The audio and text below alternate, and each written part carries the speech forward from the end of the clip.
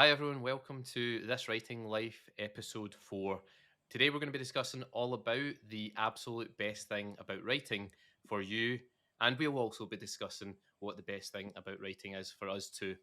Today, I'm joined by Melissa, who has been with us for the last few episodes, and also with a special guest appearance by Florianne Humphrey, who you all know as the brand manager, the social media manager, the website manager, and general behind the scenes legend at Write Mentor. How are you both doing? Yeah, good. That was a nice introduction. Thanks, Stuart. I feel very It's flattered. fine. I gave Melissa a big introduction the other week, and she got a bit awkward about it, so I thought I'd do it on Yeah, you as well. yeah, just to embarrass everyone. Yeah, we need to get him back at some point, Florianne. But welcome to the podcast. Yay. Yay! Three Yay! people. How are you both doing? First of all, Melissa, what have you been up to recently? How are you doing? I'm good, yeah. I have not been doing much writing, which is not the best thing to say on this writing life. Yeah, I've not been doing much actually, but it's been quite nice. I've been doing a bit of plotting, but in my head, which is really nice. And then I do the sprints Monday, Tuesday, Wednesday on our hub. And in that, I've either been thinking or just writing out, just when you write out loads of ideas, just like in a big row, and half of them are probably going to go and they're awful, but some of them you actually think that could be quite cool. So it's been really nice. I'm just in that plotting stage where anything is possible and it could be a bestseller. You don't know. I don't know. So it's great. Like it's so exciting and good. And before you mess it up by, actually doing some writing. So yeah, it's really good. I'm enjoying it. How are you doing, Florianne? What have you been up to writing wise? Yeah, just been going through some of my children's ideas, but also been exploring some adult as well, which feels like a betrayal to say this on a Write Mentor podcast. I'm so sorry. But yeah, I just think having a bit of a refresh of like my writing style and to challenge myself a little bit is always good. And I usually do it through short stories, but yeah, I thought I'd give it a go. But I've seen a lot of Write Mentor people giving adult a go as well, so I'm definitely not the only one. And yeah, it's been going well. So yeah, it's interesting. Definitely can put in more swear. Well, all the swear words, which is quite fun. Yay. Yeah. But yeah, I still like my heart is still with children's writing, obviously, but it's been really fun to explore a bit more. Yeah, and that's actually quite a nice thing to talk about today, because we're going to talk about what we think is the best thing about writing. But one of those is the ability to sort of morph between genres and age categories and challenge yourself in different ways by moving up and down, like you're doing at the moment. And I know you're a bit of a amorphous writer in that regard, in terms of you like to do a bit of the different forms. So yeah, that's probably I'm guessing one of the things that you love most about writing as well. Yeah, I definitely. I'm impressed with like you, Stuart, with your like really strong focus on sci-fi, and obviously like Melissa with her speculative and dystopian, and obviously you get to really develop that and really have a strong interest, especially in your like reading. But yeah, I do like sort of flip flopping between genres. And I don't know. I sometimes worry it's like a detriment to my writing, but I just really like it. And yeah, I think, like you said, I think my thing that I probably do like best about writing is being able to go through different genres and styles and have that freedom to like sort of take on different voices and different, even like different periods of time. And I do like, yeah, exploring different styles. Maybe it's my concentration span. Maybe I'm just not very good at focusing on one thing. I don't know. But yeah, I think for me, I do like sort of going between different genres. But then maybe what people like about writing is being able to have that in depth, focus on one genre or one age group or one style, like being an expert in historical fiction or something. But I don't know what you, because you guys are more focused on certain. Yeah, I don't know. I guess it's probably pros and cons between both. I mean, you get to flex all your writing muscles, whereas I'm just continually doing, I don't know, like a barbell curl. So I've got like a really strong bicep, but every other muscle in my body is just like blob. If I tried to write an adult or a piece of flash fiction or a short story, I think I would struggle a bit because I don't have those. I haven't really practiced all those various writing muscles. So, but then of course, when it comes to writing something I know well, then I know the conventions and the kind of genre stereotypes and tropes and so on. quite well. So that's an advantage, I guess.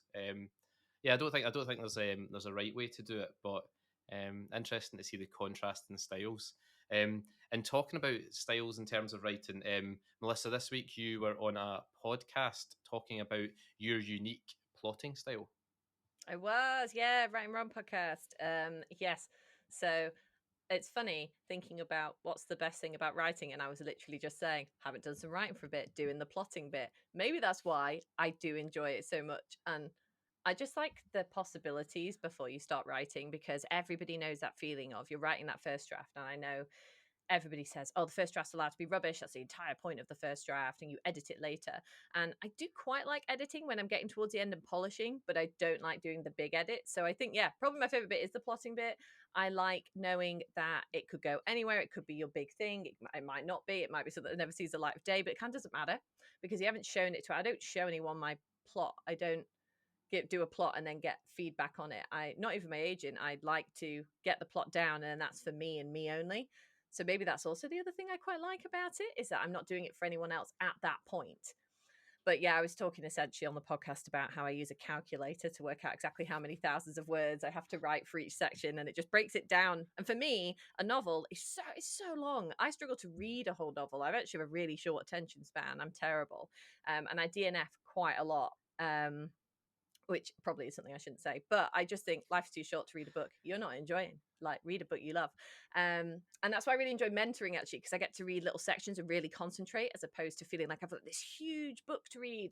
And I can get really put off by, when I was younger, I loved a big thick brick of a book, and now it actually kind of puts me off, which is terrible, isn't it? But it does. So yeah, I feel like if I break it down to sections, it's a lot more manageable.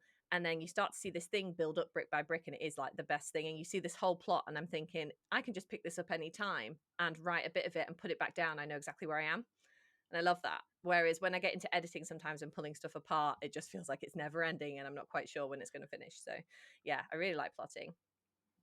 It's interesting you say that as well, about how being a more detailed plotter probably saves you time when it comes to those big developmental edits, because Yeah. I'm definitely in the same camp as you, where I don't like those kind of edits. I find them quite overwhelming to sort of, once I've got 90,000 words to hold the whole story in my head. Whereas when, as you say, when you've just got like an outline of a few thousand words and you're holding the whole story in just that number of words, I think it's easier, isn't it, to sort of see where the weaknesses are and to sort of plan things out and maybe to make wee changes and so on. It's much easier at that stage, and so you're probably being your future friend by being quite detailed at that stage, I think. Yeah, super meticulous. I think it's definitely worked with me, where the first ever book I wrote was totally pantsed and took forever to finish. The second book I wrote was something that, again, was totally pantsed and was really fun. It was really fun to write, and I wrote it fairly quickly, but I'm not joking. I think on my computer I once looked up and it's got something like 16 different drafts, like insanely long, because it didn't make sense in places and it was a mess. And then the one I wrote that went on submission last year, I did, I think, 3 drafts, and it was just so much easier. And each draft was not drastically different to the previous draft, and it was because I plotted it within an inch of its life. So it did save time, and I'm so annoyed because I definitely used to be a pantser. Like, who would plot? That's so lame and boring. But now, no, that's me. Lame and boring. I love plotting. It's the best. Yeah. It's good though. Layman boring saves you a lot of work later on, so it's all to your advantage. And interesting we're discussing that, because I'm actually surprise reading a craft book at the moment, which is all about, it's called Story Grid. It's written by a former Big Five editor called Sean Coyne. He's American, I think. And it's really good. So basically, he's basically said, over my last 30 years of editing, blah blah blah, here's the things that I've noticed, and like, it's really good because it's again, as kind of similar to your style, Melissa. It's very meticulous about hitting certain beats at certain points, making sure you know all the genre conventions so that you have all the obligatory scenes that you're supposed to have within that genre and so on. And it's a little bit prescriptive in that regard in terms of the structure. But then obviously the way that you execute it is the stylistic bit, and the bit that's unique in terms of you and your voice and so on. But seeing that sort of put down, that sort of framework put down in that way, it makes you realise that every single good story that sells well has all those pieces in place, and you can't really get around them. So when you pants it, you're likely to miss some of those. And you know, when someone reads your book, they might not necessarily know about story structure, and they might not necessarily be able to say that is exactly what's wrong with it. You know, you don't have your all is lost moment or whatever, but they Yep. will be able to identify that something is missing from the book. Yeah, totally. I agree. And so, you know, doing that work up front definitely benefits you in the long run, I think. Yeah, because I've learned to like learned to love plotting. I suppose that's something I like Yeah. about writing that I didn't like before. Because I always used to. One of my Yeah. other favorite things about writing is putting plot twists in. I just really like doing that. But like I used to struggle.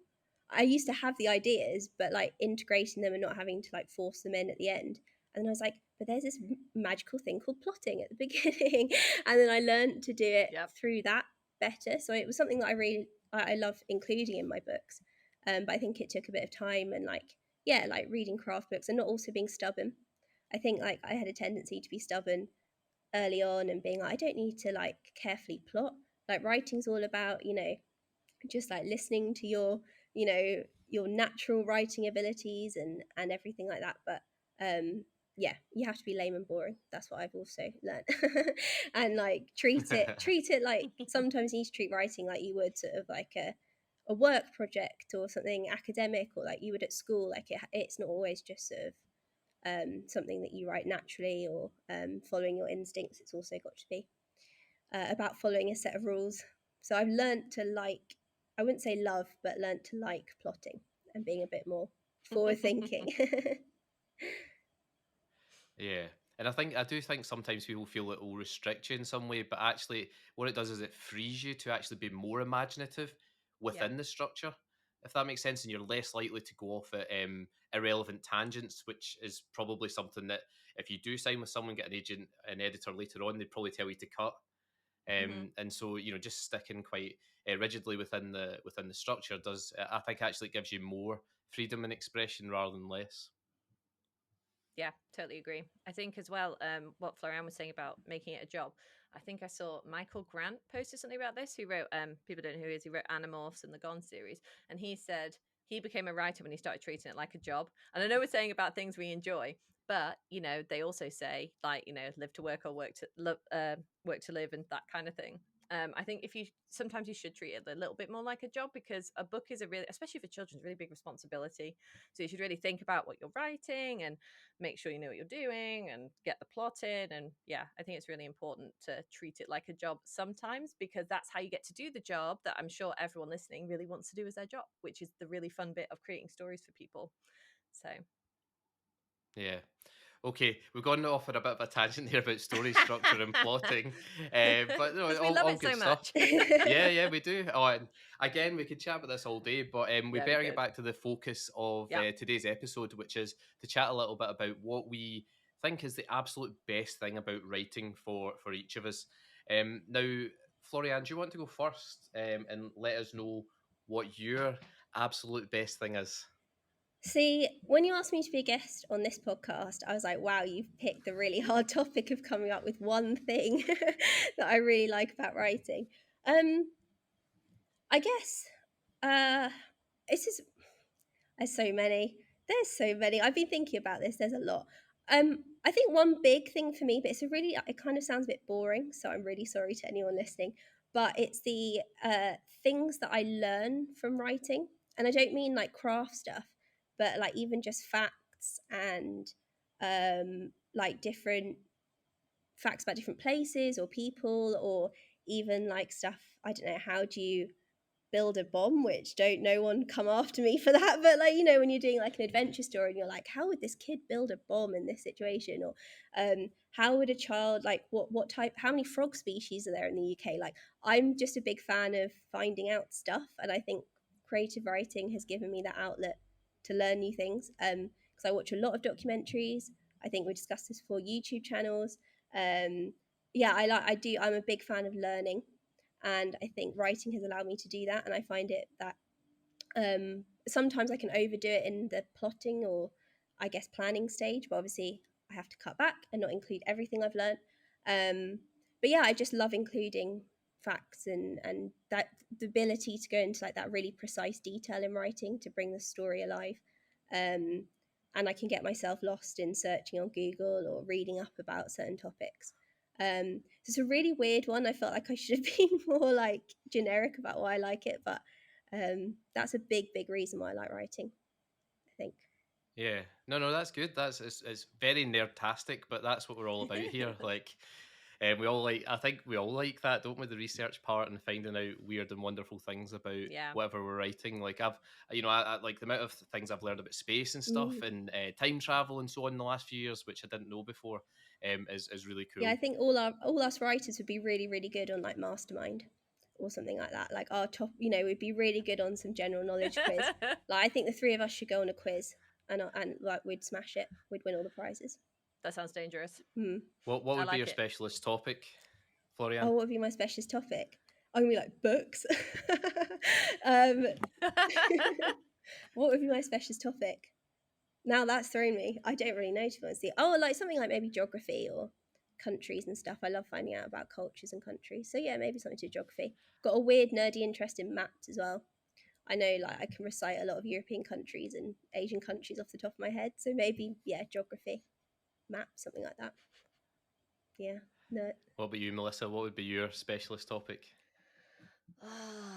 It is really hard, isn't it? And it's like, see, I start to immediately, I'm such a competitive person. I'm thinking, well, if we're talking about Mastermind, the more specific you go, the more difficult the questions and longer they are, because I've watched quite a lot of those shows. But I think dogs actually might be mine. I'm really good at dog breeds. Like, I know all the dog breeds, very good at it. And I would never need to research that for a book. That's a dangerous thing to say right now, isn't it? I'm going to say it. Someone's going to quote this back to me one day.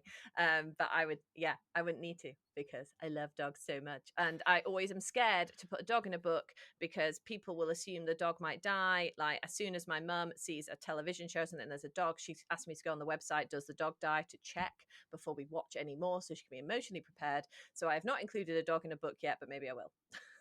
That was very aggressive. Sorry. Took a turn.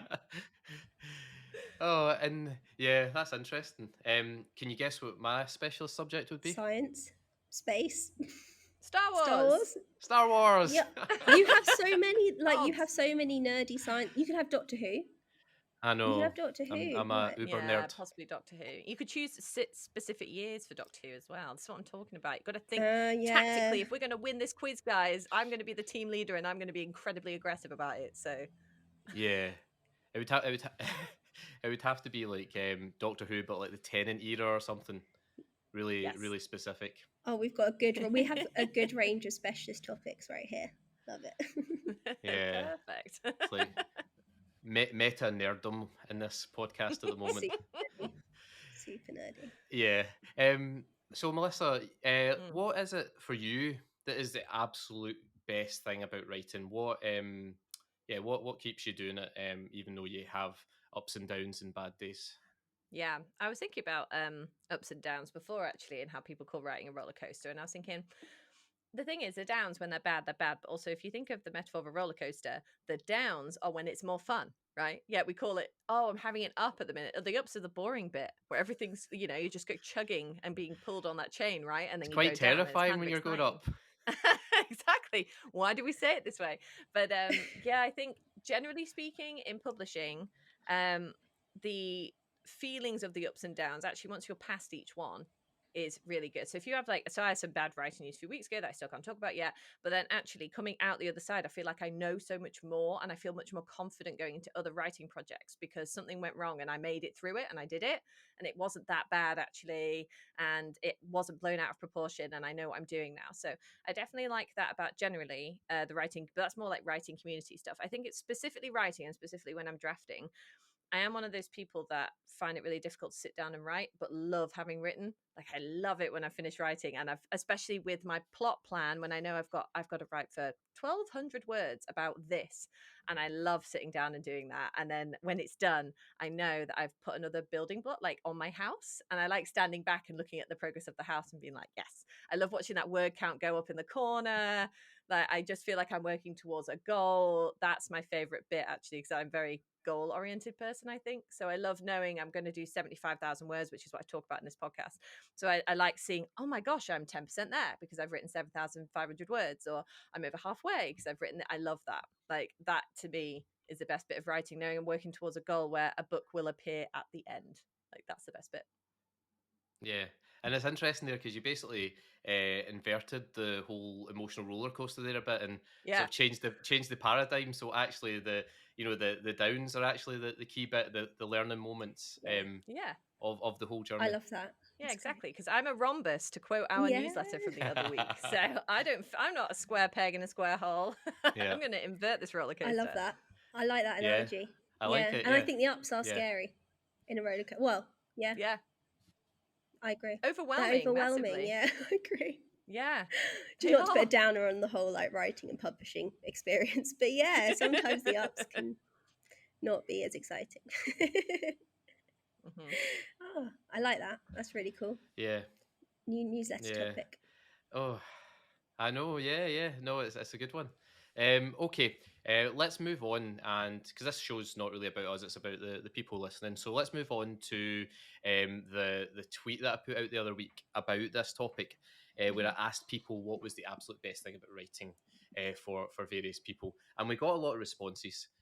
So we'll try and go through some of them and just have a quick chat about it and see how much we can relate to that. So we've got Daisy at the top here, first reply. I think your mentee this year, Melissa. She is. Hi, Daisy. Because I know she'll listen because I'll make her. No, I'm a very nice mentor. So what she's written, it's like an extended form of expression when in real life you find yourself struggling to string a coherent thought. That's lovely. That it's almost like a form of escapism, isn't it? That's Yeah, really such nice. a good one. I think somebody once said to me, reading a book is like somebody talking to you for 8 hours or 6 hours, depending on how long the book is, but you can't interrupt them and you have time in between the talk to digest what they're saying. And I was like, that's a really good way of thinking of reading a book. That's real smart. I'm going to quote that forever. And I didn't even get the name of the person who said it to me. So I thought it was very clever. So yeah, I like that. Yeah, it's really nice. Very deep and philosophical. You can tell Daisy's a Yeah. writer because it's very well written as well. That sentence. So Yeah. well done. I know it's kind of like the Matrix writing, isn't it? Where we just leave the real world behind. Yeah. Yeah. And we become our avatars of choice within our made up world. Yeah, it's nice. I really like that. Yeah. Okay, next up we've got Sue Cunningham. Give my characters the witty comebacks it takes me 2 hours to think of in real life. I totally. I think we can Yeah, all relate to that. 100%. Yes, that is so My true. characters are so much more witty and funny than I am in real life. So I definitely agree with that one. Yeah. Very relatable. And Yeah. we'll probably think of something we should have said in response to this later Exactly. I'll just write it into Yeah. a book. It's fine. Like that'll be a character Yeah. quote or on. something. Edit it into the Yeah, it's podcast. fine. Well, exactly. We're writers, not talkers. Yeah, that's the whole what I always point. say when people are like, say something funny if you've written a rom-com. It's like, I'm a writer, not a talker. I need 2 weeks, an editor. I need probably like 4 or 5 bottles of wine. I need no, I'm joking. 40 Google tabs open. I need all this Yeah. stuff. Yeah, I need at least 50 Google tabs open. I need so much chocolate you would not believe. And then maybe I'll come back to you. Next up, we've got Ian Johnson. Ian says, I love the moments of the characters and story ideas coming into my head as if from nowhere and realising that they're original and good enough to be in my book, and then transforming them miraculously onto the paper, as it were. The sparks of inspiration are true magic. Wow, that's Yeah. also nice. Well, Yeah. you forget that, don't you? I think we forget how much when you're writing, and even if it's not your profession yet, when you're writing in a community and you're surrounded by writers all the time, and us writers like to stick together, we're a very awkward bunch and no one else will take us, so we take each other.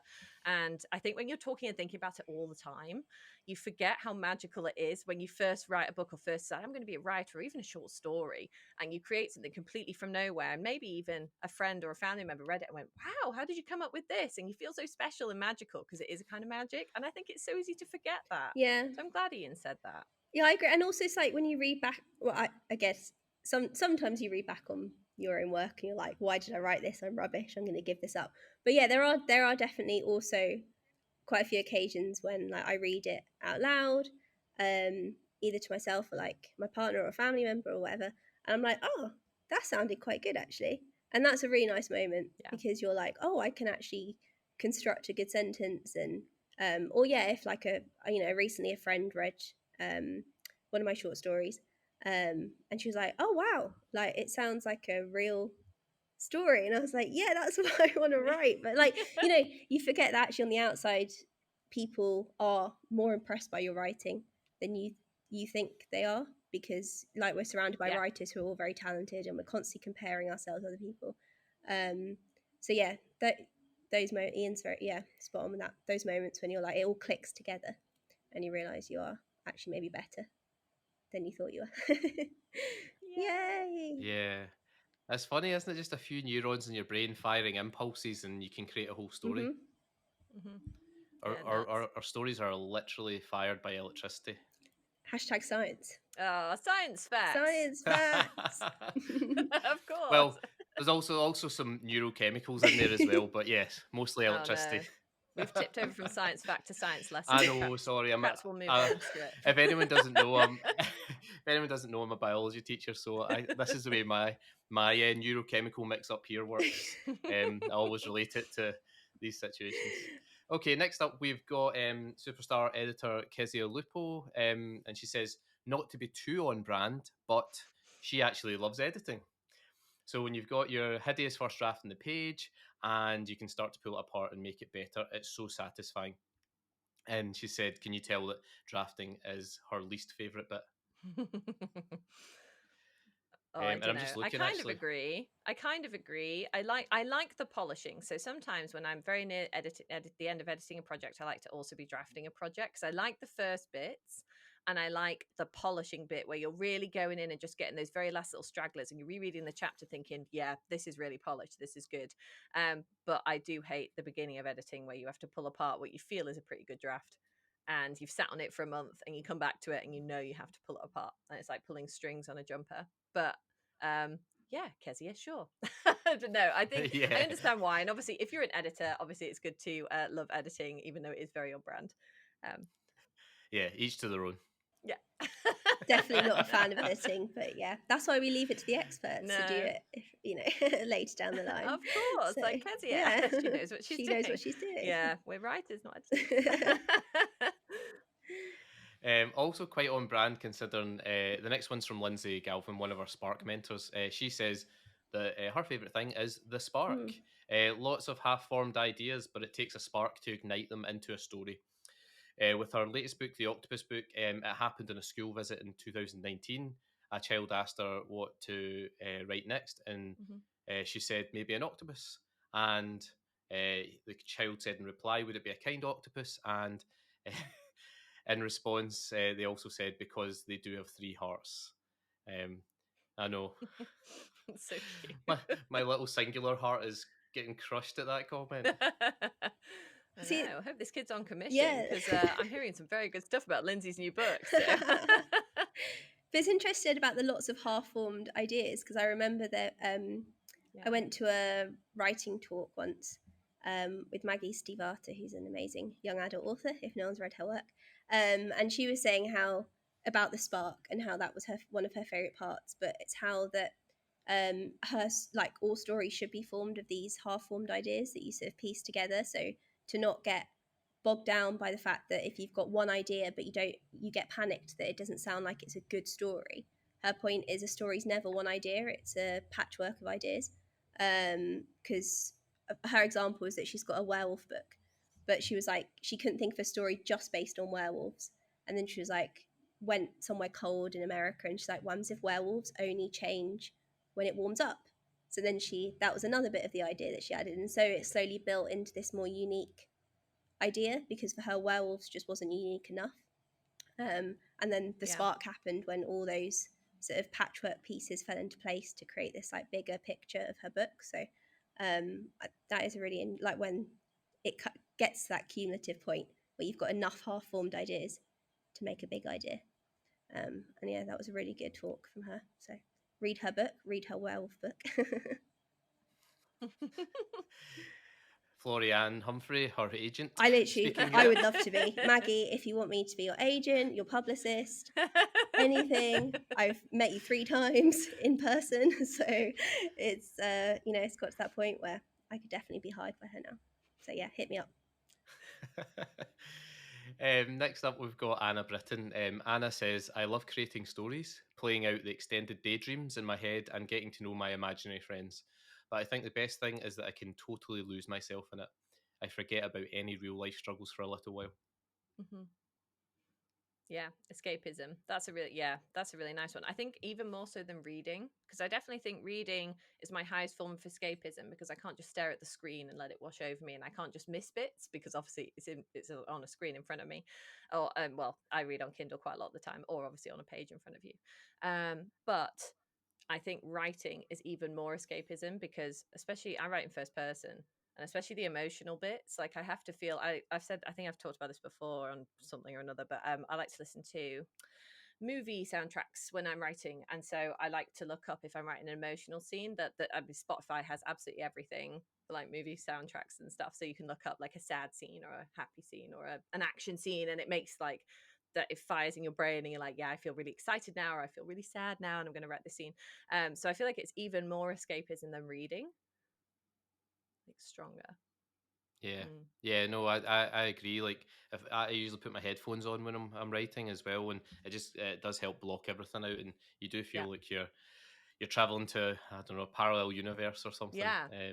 You know, where you're Crazy. just inserted into the story. Yeah, it's kind of like the never-ending story. Yeah. Yeah, exactly. That's obviously that's what they were thinking. Maybe they were pantsing. Yeah. That's quite a big assumption to make Well- about one of the best written children's books of all time. I'm sure Yeah. they weren't pantsing. Oh, I love that book. I know, me same. Okay, next one, we've got Miranda. Miranda says, the total freedom of writing whatever is exciting and vital to you, the seed of an idea growing wild and unruly, then hacking back the invasive weedy bits until you're left with a space you like. A reader totally getting what you were trying to say, connecting with another soul. That's really nice Oh my as God, well. so dramatic. I like the idea of Miranda. connecting with someone, though. That's another really good point about writing. Yeah. Because it's definitely, oh God, I keep referring to other people, but like, yeah.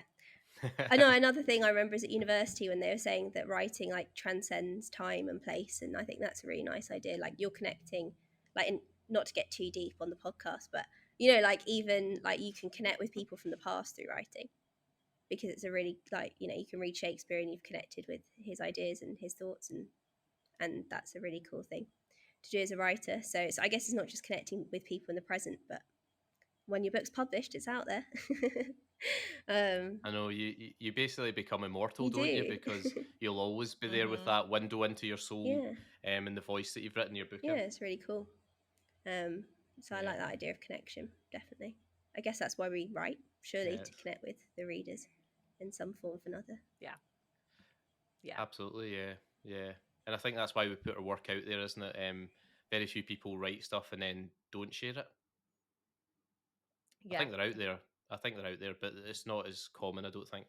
No, I think there's a reason most writers strive to want to publish, and why self-publishing has become so amazing and a huge platform now, and people want to put their stuff out there and try and connect with other readers and bypass gatekeepers, because they have this particular idea that they really believe in.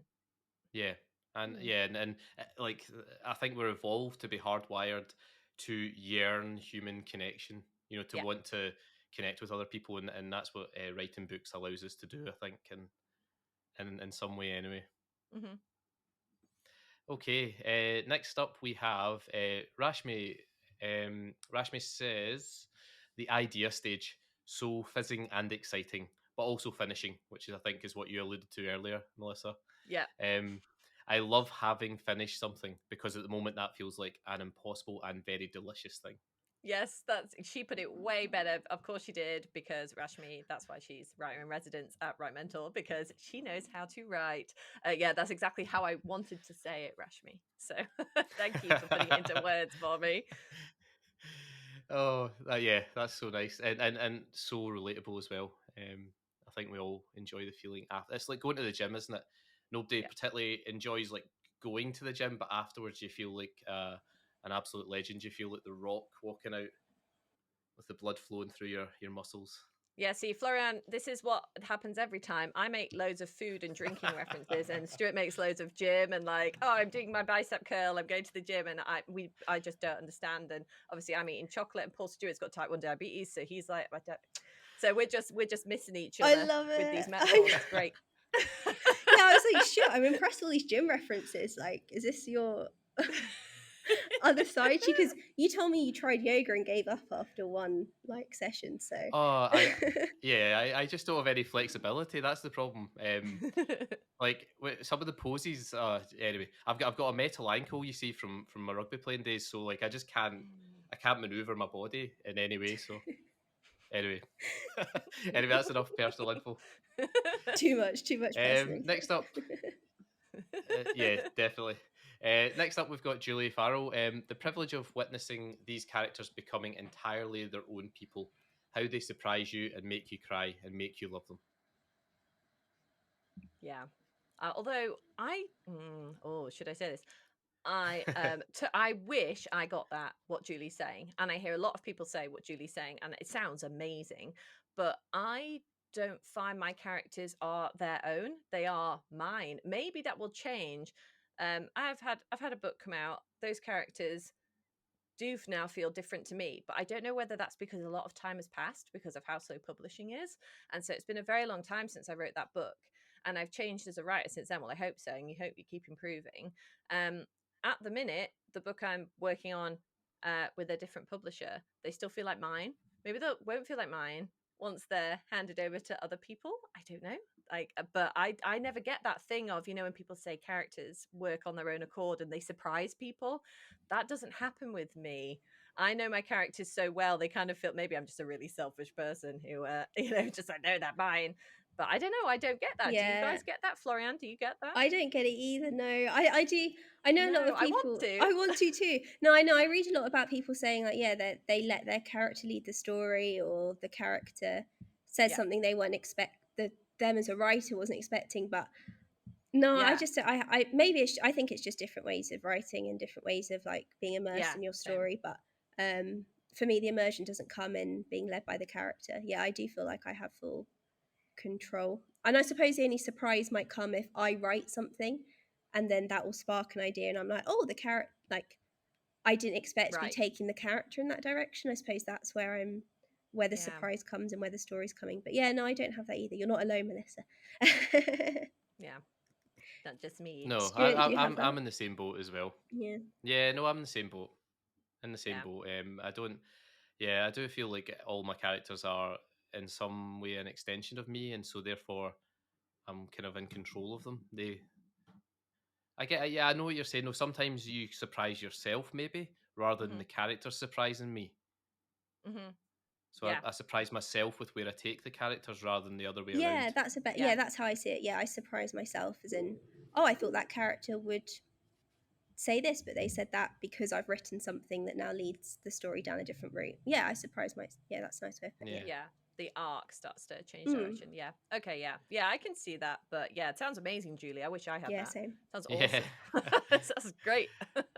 I do think that's quite common though. We're probably the oddballs. We're the weirdos. I agree. No, I think so. The control enthusiasts. Okay, let's finish off with one more.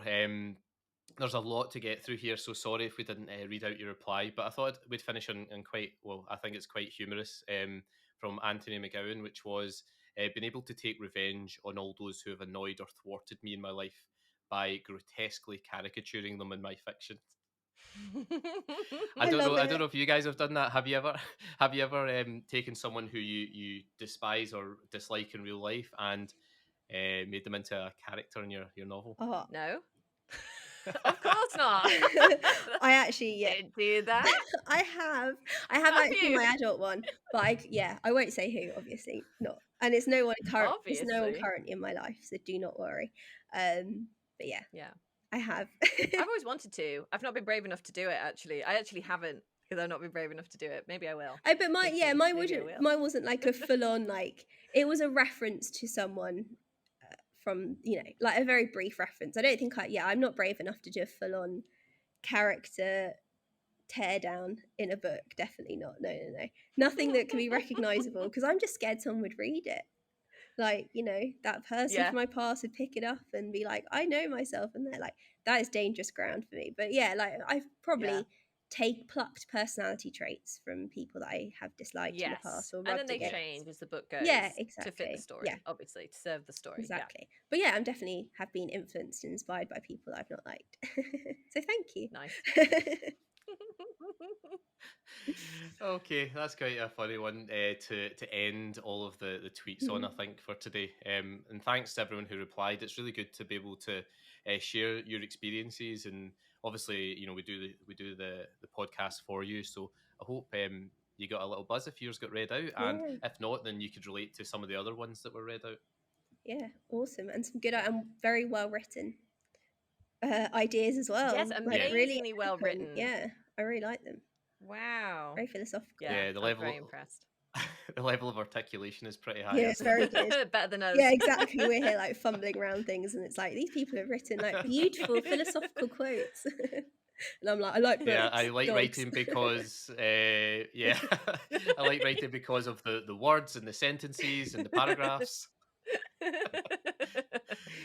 Yeah. Okay. Right. We better stop there. We're going to get silly. Yeah.